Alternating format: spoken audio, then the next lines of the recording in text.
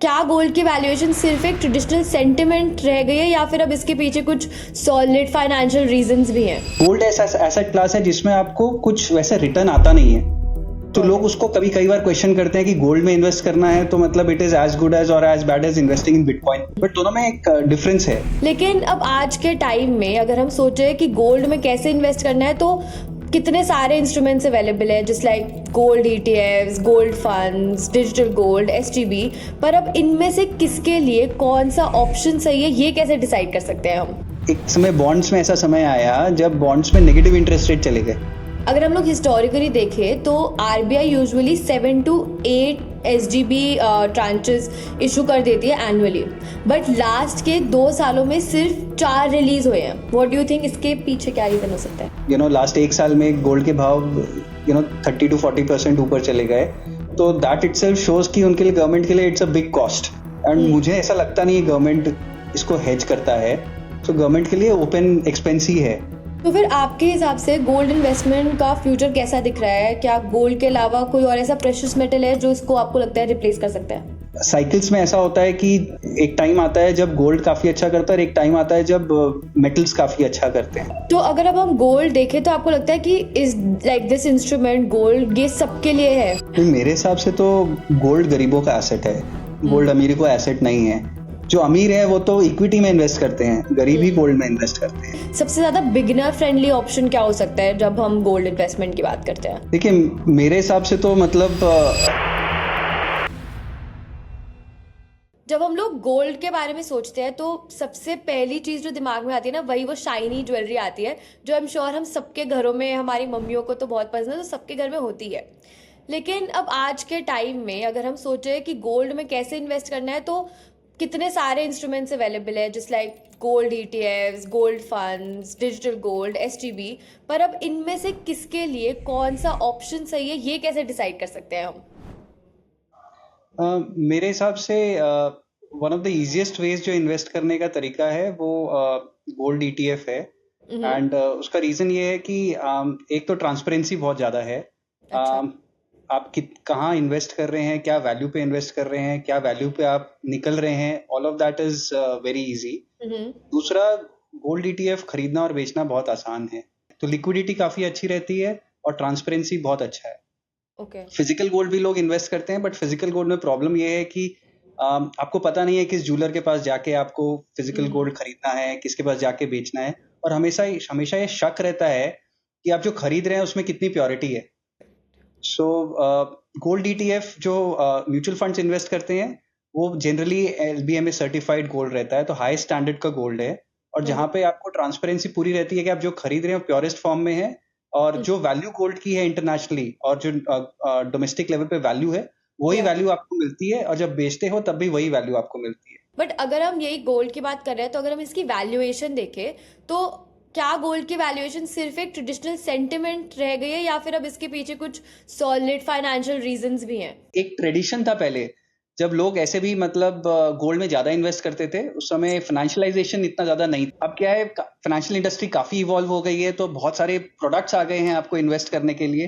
But फिर भी मैं बोलूंगा कि गोल्ड का जो एक वैल्यू है वो वैल्यू खत्म नहीं हुआ है। सो गोल्ड का सबसे, अभी लोग जब बात करते हैं किस एसेट में इन्वेस्ट करना चाहिए, एक एसेट में इन्वेस्ट करने का तरीका होता है कि एसेट से आपको क्या इनकम जनरेट हो रही है।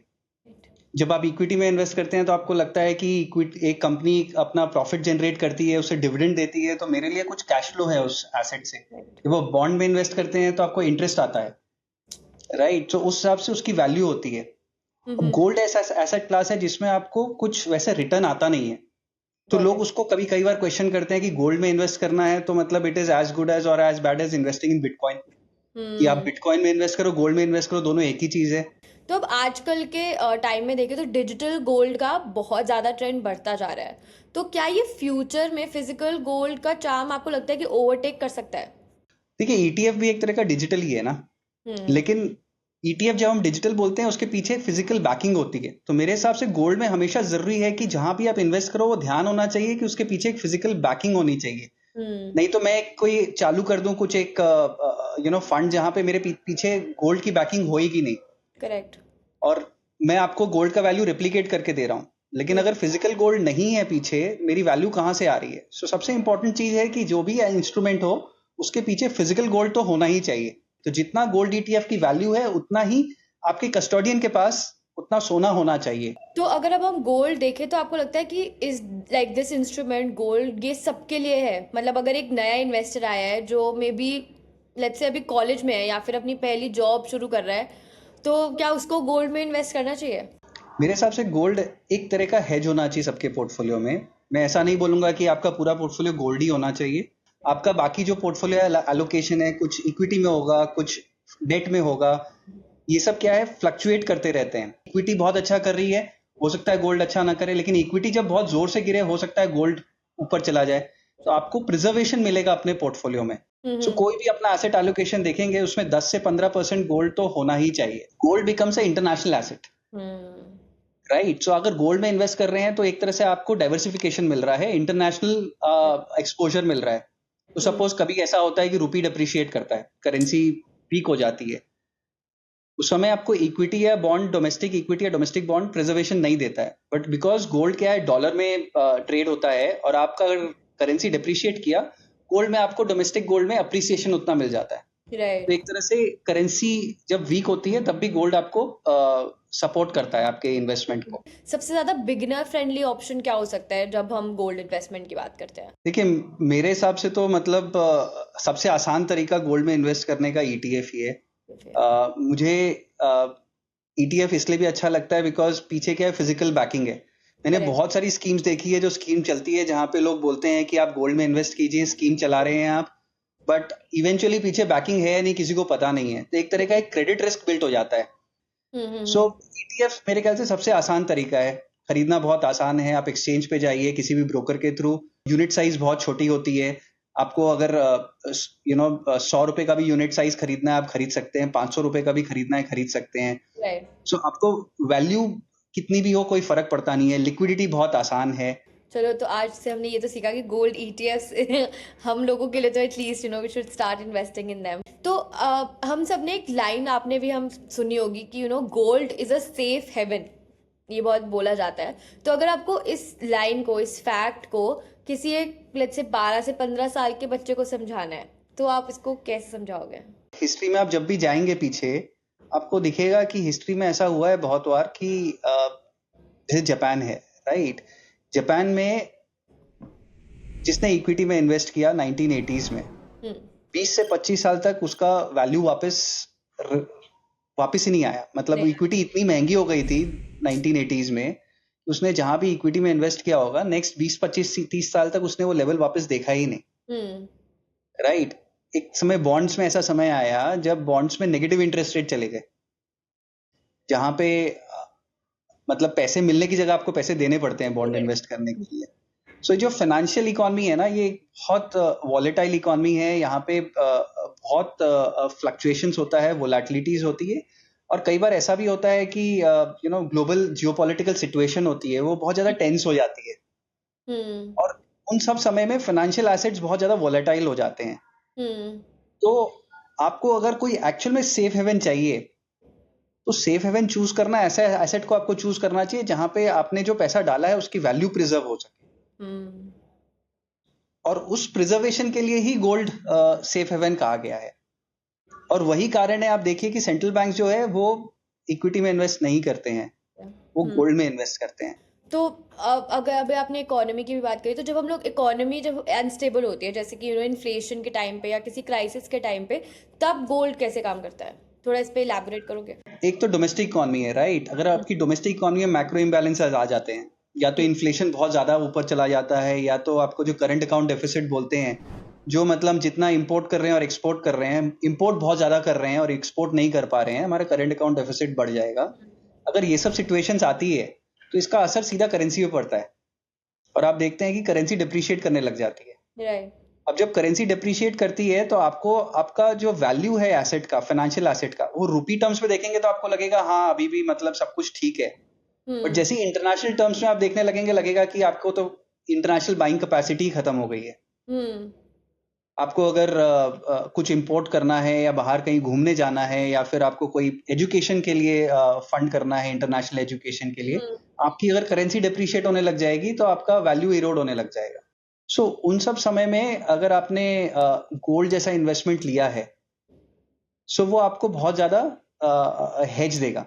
जब मैक्रो इकोनॉमिक इम्बैलेंसेस होते हैं, जैसे इंडिया में भी हुआ था 2011, 12, 13 में, इन्फ्लेशन बहुत ऊपर चला गया था, करंट अकाउंट डेफिसिट 4.5-5% चला गया था, और आपने देखा करेंसी जो थी वो 40 से मूव होके सीधा 60-65 चली गई थी। राइट। तो आप सोचिए ऑलमोस्ट 50% से ज्यादा आपका वैल्यू इरोड हो गया था करेंसी मूवमेंट के कारण। सो उस समय आपको एक रिक्वायरमेंट होती है एक एसेट की, विच इज गोल्ड।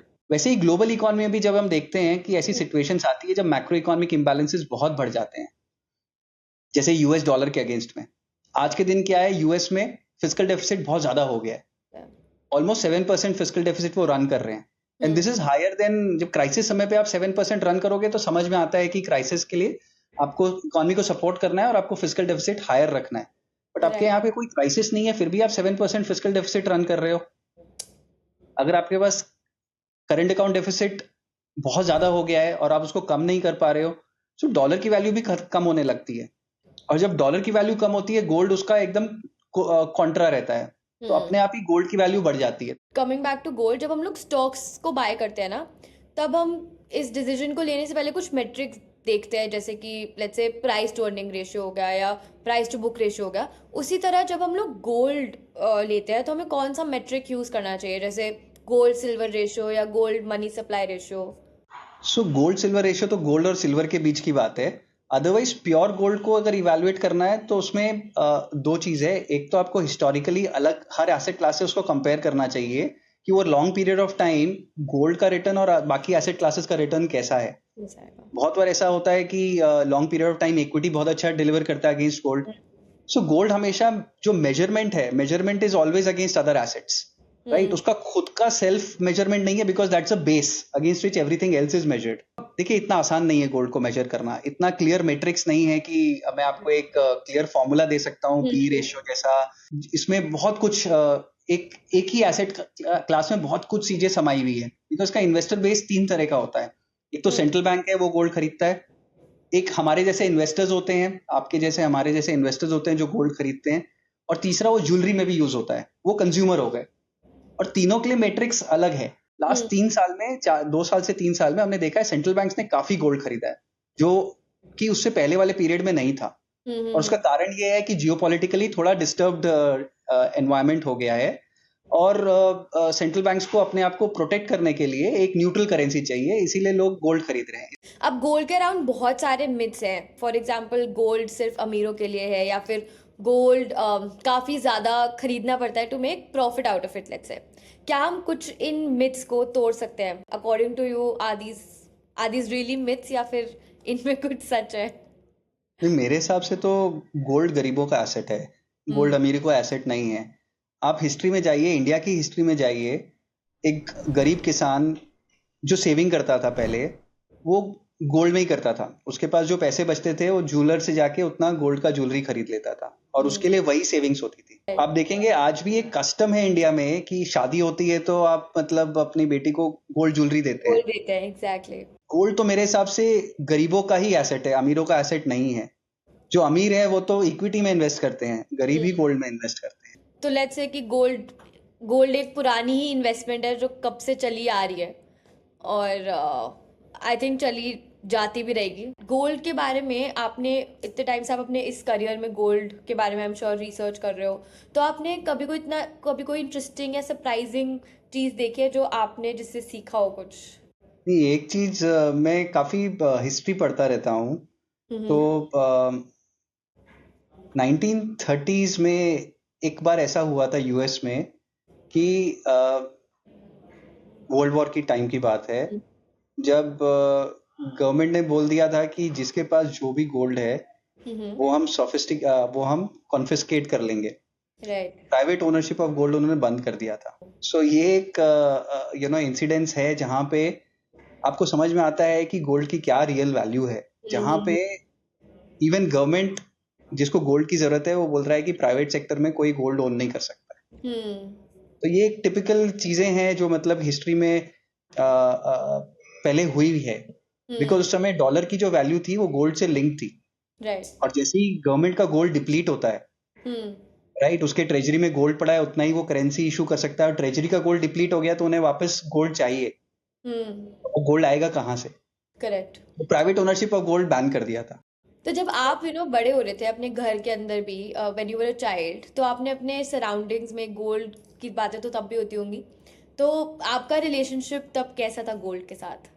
नहीं, बचपन में तो देखिए क्या होता है, उस समय पढ़ाई करते हैं तो इतनी समझ नहीं रहती है, लेकिन जब शादी का टाइम आता है तभी ये सब चीज समझ में आती है कि ज्वेलरी खरीदनी है, गोल्ड खरीदना है। शादी के टाइम की बात है, उस समय मतलब I got married in 2007, and उस समय गोल्ड वाज अराउंड 7,000 8,000 रुपीज, या। जो अभी 80,000 75,000 हो चुका है। गोल्ड में अपने नए पैसे इन्वेस्ट कर दें, और दूसरा डिसीजन था कि घर में सोना तो कुछ ना कुछ ज्वेलरी रहती है, अब उस ज्वेलरी को आप नई ज्वेलरी बना सकते हो। करेक्ट। तो उस समय समझ कम थी, तो मैंने अपनी मम्मी को यही बोला कि चलो घर की जो पुरानी ज्वेलरी है उसी से ज्वेलरी बना लेते हैं। बना लेते अब मैं हैं। पुराना देखता हूँ कि वहां से अगर जो 7 7,500 8,000 का गोल्ड था वो 75,000 हो गया है। आज क्या होता वो? Just a very out of the box question, तो फिर जब आप कुछ when you buy something for your anybody in your family, कुछ गोल्ड का लेके जाते हो, तो आपकी वाइफ या कोई कुछ कहता है कि नहीं मुझे तो डायमंड्स चाहिए थे, आप गोल्ड क्यों लेके आ गए? मैंने अपनी वाइफ के लिए ना, मेरी वाइफ का जो जब वो जॉब कर रही थी, अभी वो जॉब छोड़ दी है, जब वो जॉब कर रही थी तब उनकी जो सैलरी और ये सब इकट्ठा हुआ था, तो मैंने उनको बोला था आप इस सैलरी से गोल्ड बार खरीद लीजिए। हाँ। तो उस समय काफी था कि गोल्ड का क्या करेंगे क्या नहीं करेंगे, मैंने ऐसे ही बोला चलो आप गोल्ड बार ही खरीदो। एक जनरली रहता है, मेरी वाइफ की हमेशा इच्छा रहती है कि वो डायमंड ज्वेलरी खरीदे, और मैं हमेशा बोलता हूँ कि नहीं, गोल्ड खरीदो, डायमंड मत खरीदो, मुझे गोल्ड की ज्वेलरी में वैल्यू प्रिजर्वेशन दिखता है, डायमंड में नहीं दिखता है। अब अगर हम एसजीबीज की बात करें तो 5 अगस्त 2024 को ना एक एसजीबी रिडीम हुआ था per unit, which was around 6,938, जो 2016 में अगर हम देखें उसका पर यूनिट वैल्यू थी 3,150 रुपीज।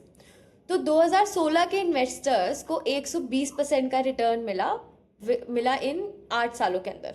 तो क्या आगे भी ऐसे रिटर्न्स आने पॉसिबल है? देखिए, आगे की बात तो बहुत मुश्किल है करनी कि कितना रिटर्न किस एसेट क्लास में आएगा, बट जब आप एसेट एलोकेशन की बात करते हैं तो एसेट एलोकेशन में आप अपना एक डाइवर्सिफाइड पोर्टफोलियो क्रिएट करते हैं। कभी कोई एसेट परफॉर्म करता है, कभी और कोई एसेट परफॉर्म करता है, बट जैसे मैंने कहा कि over long period of time gold आपको वैल्यू डिलीवर करता है। लास्ट 1 साल में गोल्ड काफी ज्यादा चला है, आप देखेंगे 30% 35% का रिटर्न गोल्ड में आ गया है। तो आपका जो 120% रिटर्न है, ये थोड़ा मतलब कि अभी लास्ट 1 साल 1.5 साल में थोड़ा एक्यूमुलेट ज्यादा हो गया है। बाजार में थोड़ा मोमेंटम है, पोजिशनिंग है। नियर टर्म मुझे ऐसा लगता है कि गोल्ड में थोड़ा कंसोलिडेशन होना चाहिए। अगर हम लोग हिस्टोरिकली देखें तो RBI usually 7 to 8 SGB tranches issue कर देती है एनुअली, बट लास्ट के 2 सालों में सिर्फ 4 रिलीज हुए हैं। व्हाट डू यू थिंक, इसके पीछे क्या रीजन हो सकता है? गोल्ड बॉन्ड्स गवर्नमेंट के थे, वो भी बहुत अच्छे इंस्ट्रूमेंट थे, बट गवर्नमेंट ने अभी उन्हें इशू करना बंद कर दिया है। गोल्ड बॉन्ड्स में आपको अपार्ट फ्रॉम गोल्ड का रिटर्न अलग से कुछ इंटरेस्ट रेट भी एक्स्ट्रा मिलता था, बट गवर्नमेंट को भी मेरे ख्याल से रियलाइज हुआ कि कॉस्ट उनके लिए बहुत ज्यादा है। लास्ट जो मतलब 8 साल 9 साल का एक्सपीरियंस है गवर्नमेंट के लिए, दैट शोज दैट इतना कॉस्टली एसेट, एंड मुझे ऐसा लगता नहीं है गवर्नमेंट इसको हेज करता है। गवर्नमेंट के लिए ओपन एक्सपेंस ही है। मतलब ऐसा नहीं है कि आपको गोल्ड बॉन्ड इशू किया है तो गवर्नमेंट उतना गोल्ड अपने अकाउंट में खरीद के रखता है, ऐसा लगता नहीं है मुझे। गोल्ड को अक्सर इन्फ्लेशन के अगेंस्ट एक हेज माना जाता है, जैसे आपने भी बताया था। तो 2000 में जब निफ्टी नीचे जा रहा था तब भी गोल्ड ने 19% का जंप दिखाया था। क्या आने वाले टाइम में भी ऐसा रहेगा? 1990 के बाद से हमने देखा है, लास्ट जो रशिया और यूएसएसआर हुआ करता था उस समय, जब वो डिसइंटीग्रेट हुआ उसके बाद यूएस का मोनोपोली हो गया globally. There was no other country as big as and as powerful as US.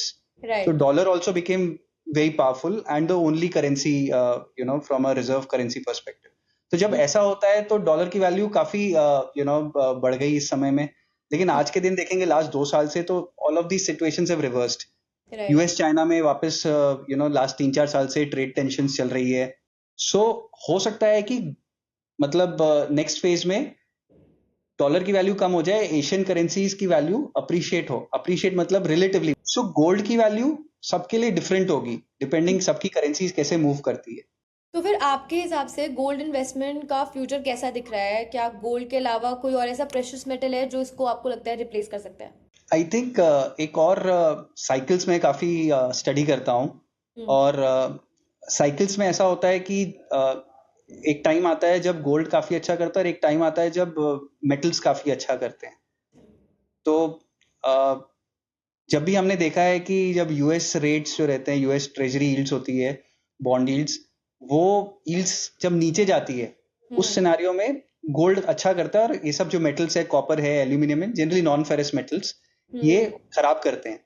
But जब ग्लोबल इकोनॉमी अच्छा करती है और रेट्स ऊपर जाते हैं, तो वो सिनारियो अलग होता है। तब ये बेस मेटल ज्यादा अच्छा करते हैं और गोल्ड थोड़ा उनको लैग करता है। सो मेरे ख्याल से अभी जो करंट साइकिल है, इसमें सिल्वर है, कॉपर है, एल्यूमिनियम है, मुझे ऐसा लगता है ये मेटल्स गोल्ड से बेटर करेंगे। ऐसा नहीं बोल रहा हूँ गोल्ड खराब करेगा, बट इस साइकिल में मुझे ऐसा लगता है कि in the near term these metals will do better than gold. आपको क्या लगता है कि आज के यूथ की अप्रोच गोल्ड इन्वेस्टमेंट के लिए कैसे अलग है देन प्रीवियस जनरेशंस? देखिए, जैसे मैंने बोला था, प्रीवियस जनरेशन के पास ऑप्शंस नहीं थे। उनके लिए अगर पैसा सेव करना है तो या तो आप किसी उसमें बैंक डिपॉजिट भी लोग इतना, कुछ लोग बैंक में डिपॉजिट करते थे, कुछ लोग वो भी नहीं करते थे। तो या तो आप गोल्ड खरीद लोगे, या तो आप किसी को पैसा अपना संभालने के लिए दे दोगे कि मेरे पैसे है, तुम उधारी में, मतलब तुम अपने रख लो और मेरे को इंटरेस्ट देते रहो। तो ऑप्शंस नहीं होते थे, बट अब क्या है कि ऑप्शंस बहुत ज्यादा हो गए हैं। राइट। अब आपको इन्वेस्ट करना है तो आप इक्विटी में इन्वेस्ट कर सकते हो, फिक्स इनकम में इन्वेस्ट कर सकते हो, ग्लोबल इन्वेस्टमेंट्स है आपके पास। सो आज का जो यूथ है वो डिवर्सिफिकेशन देखता है, वो बेटर रिटर्न्स देखता है। तो उसके पास ऑप्शन ज्यादा होने के कारण आई थिंक उसका एसेट एलोकेशन का एक बुके बन गया है। पहले क्या था, मेरा एसेट एलोकेशन के लिए कुछ और होता नहीं था, तो मेरे को गोल्ड में इन्वेस्ट करना ही पड़ता था, या तो गोल्ड या प्रॉपर्टी, और कुछ होता ही नहीं था। या तो आप प्रॉपर्टी में पैसे डाल दो या गोल्ड में डाल दो। वो बहुत ज्यादा एक्साइटेड रहता नहीं है टू इन्वेस्ट इन गोल्ड। उसका एक्साइटमेंट एक्विटीज में ज्यादा है। वो यही बताता है कि discipline is something which is the most important thing in investing. वो डिसिप्लिन मेंटेन करना चाहिए। अगर आपने डिसिप्लिन मेंटेन किया है तो आपका लॉन्ग टर्म रिजल्ट अच्छा होता है। Investment in the securities market is subject to market risks. Read all the related documents carefully before investing.